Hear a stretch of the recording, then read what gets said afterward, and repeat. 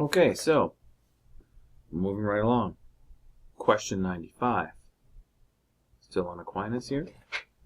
He asks, is every human law derived from the natural law? Okay, well, what's the significance? If human laws are derived from natural law, then we wouldn't have any variance. In other words, communities wouldn't differ, and all laws would be the same. But we know that's not the case. But here's what he says. This is on page 476. In the I answer that part. But the primary rule of reason is the natural law, so every law has the nature of a law as it is derived from the natural law. And a human law, diverging in any way from the natural law, will be a perversion of law and no longer a law. But we should note that we can derive things from the natural law in two ways. Okay, so here's how we derive the natural laws. One, conclusions from general principles. So conclusions from general principles. Alrighty. And the second way, specifications of certain general principles. Okay, so in other words, this is what he's saying. So here's the deal. This one, conclusions from general principles, this is going to be logical and pretty much absolute. And so a conclusion from a general principle is when you go premise 1, premise 2, and then 3, your conclusion. Okay, and these you can measure. It's called an argument. However, a specification is different. So suppose your premise is,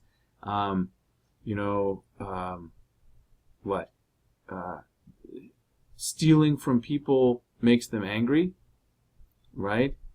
If people are angry, they're not a community, therefore we should not steal. Okay, right? I mean, think of the Ten Commandments as conclusions of arguments. So you got the conclusion, don't steal. Well, the specification is how you turn the conclusion into actual commanded behaviors. So, for instance, what is theft? If I go and steal your stereo, well, okay, that's pretty easy. But what about in certain circumstances where whatever, this, that, and the other thing? So the specification is where you try to put the conclusions into actual action.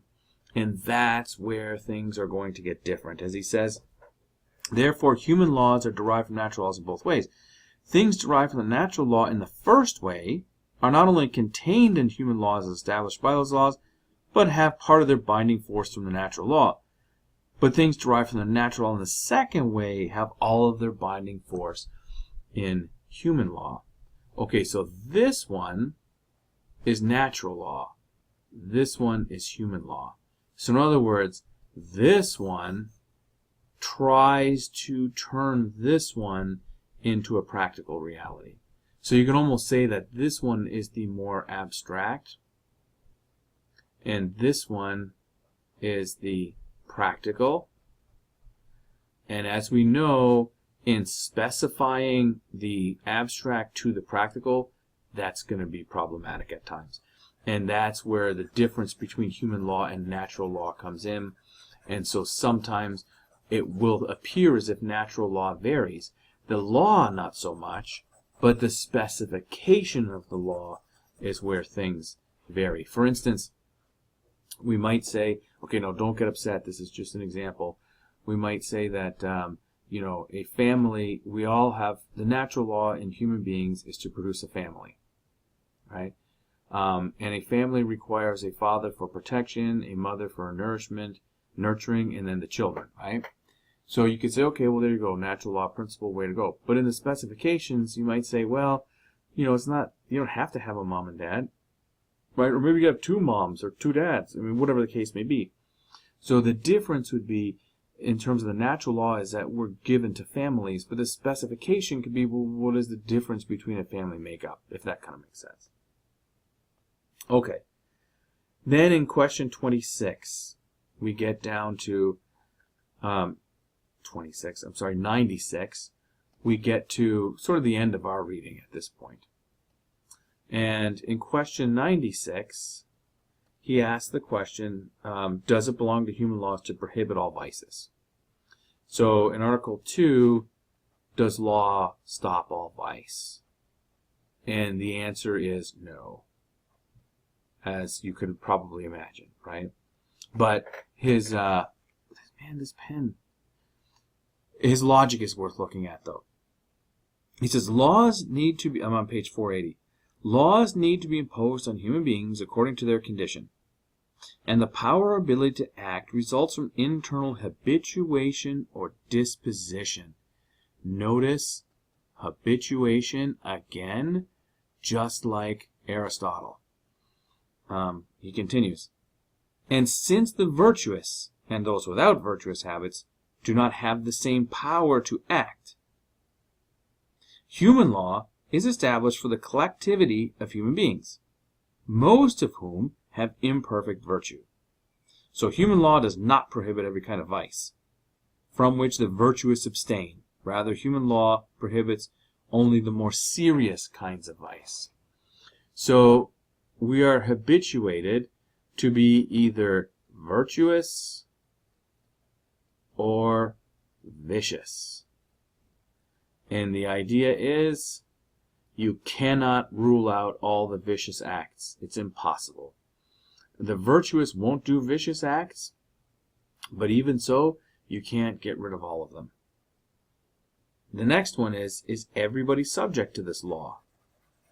Because it would seem as if some people would rather exclude themselves from various laws, and that seems to be a universal thing. So he asks, is everyone subject? And this is where things get really interesting in terms of, and you can see these debates even today, in terms of church versus state.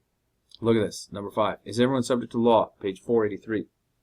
Those belonging to one political community or kingdom are not subject to the laws of rule of another political community. One may not be subject to a power in a second way insofar as one is ruled by a higher law. A person directed by a higher command is not bound by the command of an inferior power. And so those absolutely subject to the law may not be bound by the law regarding matters about which they are ruled by a higher law. Because remember, we had said there's first the family, right? Well, I mean, first the individuals within the family, of course. Then there's the community, right, which is all the various families. And then there is the universe. And that, of course, is God. Okay, so the idea that he's trying to say is, if these laws for the common good are contrary to these laws, then you have to follow the higher law. So in terms of family law should follow the community. And the community should follow the universe. In other words, God's law. So what does that tell us? So if the community contravenes God's law, the community law is wrong and we don't have to follow it. And so this is the whole thing about things like the abortion debate, right? Where people are like, whoa, hold on. If we believe that, the natural law is such that we shouldn't, kill human beings. I say that with, all the disclaimers, how we define human and stuff. I'm not trying to make a comment on abortion. I'm trying to follow the logic here. So as an example, religious people say that we shouldn't have to follow these abortion things because their idea is here the human laws are not following the higher order of law of God. That's the logic behind it, kind of thing. And I guess that pretty much sums up Aquinas for us. So at the end of the day, what do we have with Aquinas? Well, we have the 3 types of laws, right? They are human, natural, and divine. And at the end of the day, these 2 should jive with this one. But this is the one that ultimately we should look upon as our ultimate guidance. And how do we get these divine laws? Through revelation. In other words, through Scripture and that sort of stuff. And that is Aquinas.